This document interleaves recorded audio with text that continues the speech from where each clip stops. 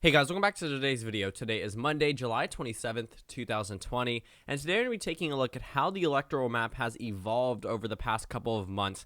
On your first screen, which is this map right here, you're not going to see a difference because I haven't filled out any states except for, one has the numbers or the candidate selected up here. But pretty much I'm going to be filling out the April election prediction that I posted to this channel just obviously a couple of months ago and compare it to the projection that we will likely be making at the beginning of August. So over these past couple of months, the COVID-19 cases have soared. They've skyrocketed. We've unflattened our curve. And unfortunately, that means more Americans are dying. That means more Americans are being infected, with around 1% of the population already testing positive. That doesn't even consider those who haven't tested positive or tested at all. So we're looking at the COVID-19 cases soar into the general election. There's absolutely no way I see that recovering or rebounding for President Trump. Even if he was to produce a vaccine today, it would not reach the hands of the Americans until way after the election. So it's not even a possibility for Donald Trump to somehow spin that in his favor. This is at nobody's fault but the governors and the way that the entire country handled this situation. A lot of it is on Americans as well. So I'm not going to say that the entire COVID-19 cases could have been avoided if President Trump had done something differently. Obviously, that would be a very real possibility, but at the same time, I'm not a medical expert, and I'm not also the one in the White House, so I'm not going to tell you that. But I will say that this will negatively reflect on him, absolutely. When we're talking about an incumbent president with losses that are, there's more American losses than most wars that we fought in, that's not a good thing. And it's even surprising to me that Donald Trump is even relatively competitive against Joe Biden. I know that seems like I'm saying that with some sort of inherent bias against Donald Trump, but he has a number of things packing up against him. And if this was any other candidate, Mitt Romney, any other type of Republican, they would absolutely be, completely gone out of a possibility of winning this election. Donald Trump has a very reliable base, and I will give him that. He definitely has, cultivated a base amongst Americans that puts him in the White House and elects Republicans on congressional district levels and Senate levels that have turned out for him. However, I will say that that sort of base is eroding. Now, whether that's 1 or 2%, Donald Trump can't even afford to lose 0.77%, because if he does, Joe Biden would win the election, assuming that he holds on to every Hillary Clinton state, which I don't think will be too difficult. So if we look at the April numbers, Donald Trump was actually at a better point in April, believe it or not, just because of the fact that he was still riding off that little bump. He was positively approved of the way he was handling the coronavirus situation, plus 11% nationwide. In fact, his approval rating ranked up to -5 nationwide, which is a new high for him. He was around 45-46% in terms of his approval, which only matches his January 2017 as soon as he was inaugurated approval rating. So that's obviously that was a pretty good point for President Trump. I didn't have him winning the election because at that point in time, I still don't think he would have won.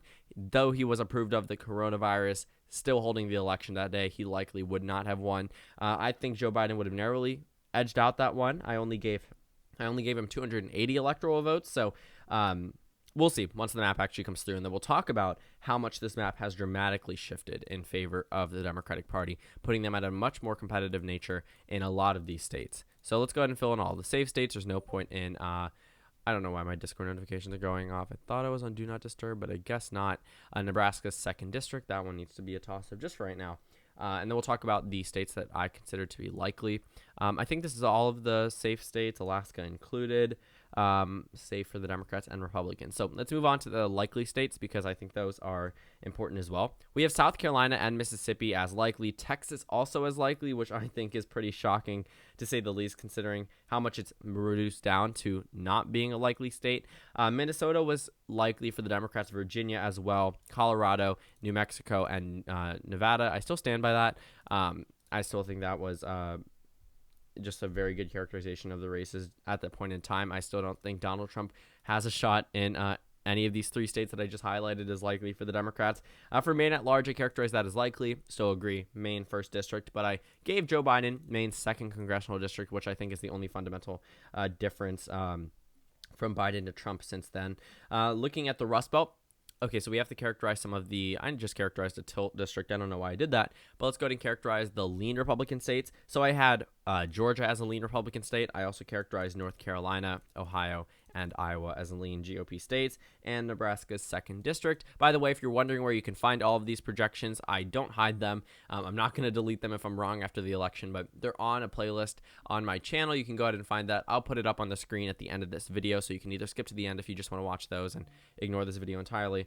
But if you're watching through the end, you will be able to find the playlist of all my election predictions of Joe Biden versus Donald Trump. I even think I included the Pete Buttigieg and Bernie Sanders one from January onward. And then there's also another playlist where you can watch them from 2017 to 2019, all of those projections before 2020 began. So I've characterized all of the states that I consider to be lean for Donald Trump. Now it's the lean states for Joe Biden. I characterized Pennsylvania and Michigan as lean states, and the rest are considered tilts. So obviously Joe Biden is at 269, which means he's one away from the needed number. I give it to him through Arizona. This is a state I give him in a tilt margin, but I give Wisconsin to Donald Trump. And that is a huge difference from what I actually project as the election stands today. So, Florida as well. Sorry, I can't believe I forgot Florida. 29 electoral votes. Donald Trump got 258 electoral votes. Joe Biden got 280. So obviously this map was way more competitive. There were a number of lean states that obviously could have turned in favor of the Trump or Biden column, depending on how well they campaigned through Election Day. But as the election stood 4 months ago, is it 4? Yeah, going to be 4.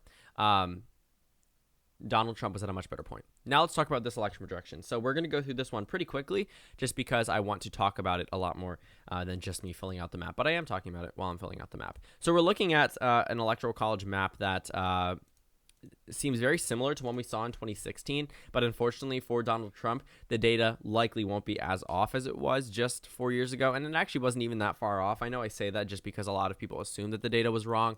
It was wrong in 4 states. It was only wrong in 1 state based off the margin of error. So they accounted for some type of error, and it happened. Obviously, it happened. Nothing's ever truly perfect. So Alaska, I no longer consider safe. We're going to actually characterize the likely states and the safe states all together because they're in the same, roughly the same area. So I don't really need to focus too much on them. Let's go ahead and see the safe Joe Biden states. As you can see, not Minnesota, sorry. As you can see, I've characterized New Mexico as a safe state for the Democratic Party. I don't think that's too surprising, given that Hillary Clinton won it by 8%. Joe Biden definitely could improve off that margin, and I definitely could see him winning by a larger margin, and I think it's enough to go above the 15% mark. But again, this is a point in time where Donald Trump is at his lowest point, and he's continuing to drop down. But I will say that his election projection 2 weeks ago, or mine, was not as favorable as the one yesterday. The margins were different. The numbers were the exact same. So looking at the Rust Belt, these are all states I consider to be likely now for the Biden campaign. This map definitely has taken a shift. This entire Rust Belt region, from when I considered Wisconsin to be a GOP state and Michigan and Pennsylvania to only be lean states, they have now become likely for the Democratic nominee, Joe Biden. And at this point in time, Bernie Sanders had not dropped out of the race, but that did not hinder my election prediction. I was assuming Biden was going to be the nominee, and I was correct. Just because of the fact that there were no real in-person primaries being held other than, I think, Wisconsin and then maybe one in Wyoming. But other than that, they've canceled all the rest and pushed back to June. So, and then Bernie Sanders dropped out 8 days later. So Colorado and New Mexico still stay in the likely Democratic column. But if we're looking around, so Virginia and New Hampshire are also considered to be likely. Maine at large joins that group. Let's go ahead and characterize the remaining 135 tossable electoral votes. So you can see, out of likely and safe states alone, Joe Biden wins the presidency based off this characterization. Just a couple of months ago, or 4 months ago, Joe Biden wasn't able to do that. If we took out the states that were lean for the Biden campaign, or tilt, he would only be at 233 electoral votes. He'd only be one more away from above Hillary Clinton's margin in 2016. So we do need to account for that. Joe Biden has expanded his leads in a lot of these key battleground states, and it's not just here. Based off the polling numbers, Florida should be a likely Democratic state, but we all know Florida's weird, and they're not going to vote likely for either candidate. The last time they did that was for George W. Bush in 2004, and it was a mere 5-point margin, barely likely.